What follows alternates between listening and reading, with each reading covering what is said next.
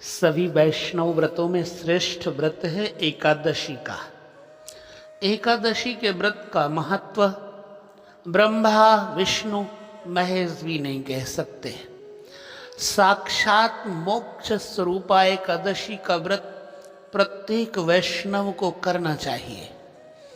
भगवान श्री कृष्ण और युधिष्ठिर के संवाद के अंतर्गत ये कथाएं आती हैं। पिछली एकादशी में आपने इंदिरा एकादशी की महत्व कथा श्रवण की। आज पापांकुशा एकादशी के महात्मों की चर्चा कर रहे हैं। कथा श्रवण करने से भगवान में प्रीति बढ़ती है और एक ही मार्ग है, तब कथा श्रुतम।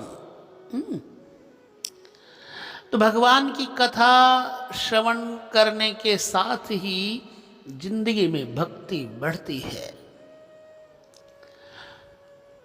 भगवान श्री कृष्ण से अर्जुन कहते कि जगदीश्वर, मैंने आश्विन कृष्ण एकादशी अर्थात इंदिरा एकादशी का वर्णन सुना, कृपा करके मुझे कुवार महीने के शुक्ल पक्ष की एकादशी के विषय में भी बतलाइए।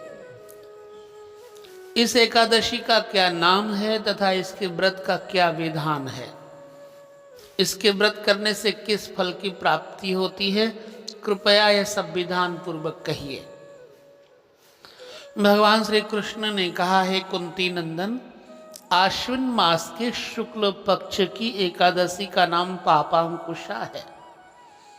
यह पापांकुशा एकादशी व्रत करने से सभी पाप विनष्ट कर देती है और अक्षय पुण्य प्राप्त होता है। आश्विन शुक्ल एकादशी के दिन इच्छित फल की प्राप्ति के लिए भगवान विष्णु का पूजन करना चाहिए। इस पूजन के द्वारा मनुष्य को स्वर्ग लोक की प्राप्ति होती है। हे अर्जुन, जो मनुष्य कठिन तपस्याओं के द्वारा फल की प्राप्ति करते हैं, वो फल इस एकादशी के दिन क्षीर सागर में शेष नाग पर शयन करने वाले भगवान विष्णु को नमस्कार कर देने से मिल जाता है और मनुष्य को यम के दुख नहीं भोगने पड़ते। मनुष्य को पापों से बचने का दृढ़ संकल्प करना चाहिए। भगवान विष्णु का ध्यान स्मरण किसी भी रूप में सुखदायक और पापनाशक है, लेकिन पापांकुशा एकादशी के दिन भगवान का स्मरण कीर्तन सभी क्लेशों और दुखों को समन कर देता है। इसकी कथा इस प्रकार है। प्राचीन समय में विंध्य पर्वत पर क्रोधन नामक एक बहेलिया रहता था। बड़ा क्रूर था। सारा जीवन हिंसा, लूटपाट, मदिरा और गलत संगति तथा पाप कर्मों में उसने सारी जिंदगी बिताई।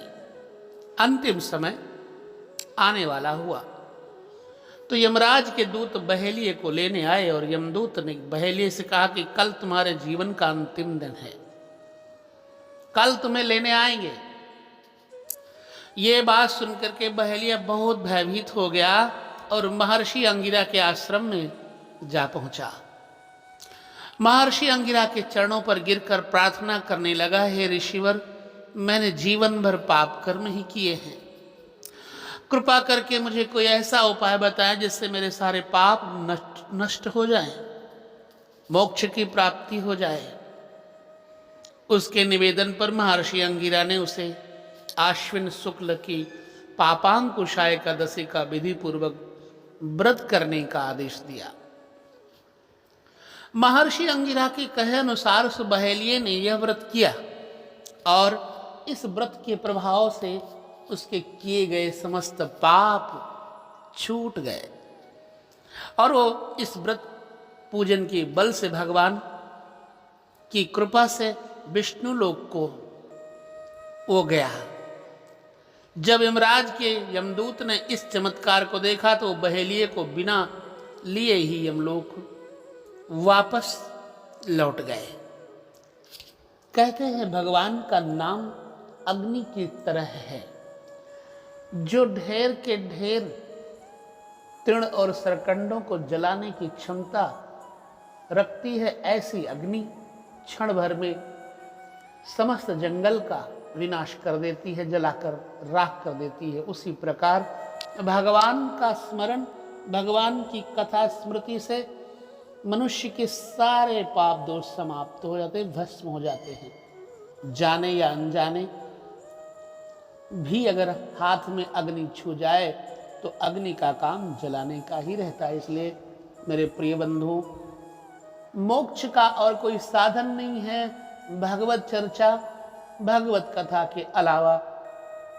भोग केवल जीवन के रहने तक ही सुख दे सकते हैं, परंतु यदि यौवन मिट जाए तो जवानी मिटने के बाद भोग भी सुख नहीं देते और रोग आ जाते हैं। इसलिए मनुष्य को धर्म का संचय करना चाहिए।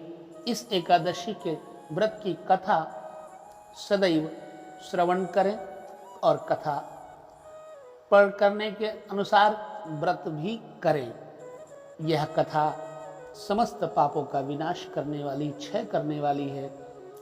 बोले श्री हरि विष्णु भगवान की जय।